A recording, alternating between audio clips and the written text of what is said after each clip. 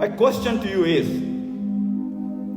that on day of judgment, you and me are in front of Allah subhanahu wa ta'ala. And we can tell Allah subhanahu wa ta'ala, Ya Allah, I took very good care of your Quran. I memorized, I did Quranic competition. I was able to recite in such a beautiful voice that everybody was amazed and everybody was saying, Subhanallah. I was able to print the copies of your Quran, so many numbers, and I distributed your Quran all over the world, Ya Allah. See how much service I did to your Quran. Do you think by having this claim, we will be able to stand in front of Allah subhanahu wa ta'ala?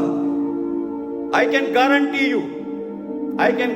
you it will be very difficult for us to fight our case in front of Allah subhanahu wa ta'ala if our situation is only that I memorized, I recited in a beautiful voice, I appreciated, I arranged competitions of Quran, I printed the copy of the Quran. Wallahi, this Quran did not come for this. This Quran did not come. This Quran will be witness against us. This Quran has come to change our life. This Quran has come to make us a better human being. This Quran is a book of action. This Quran is not a dead book. This Quran interacts with you and me. Quran talks with you and me.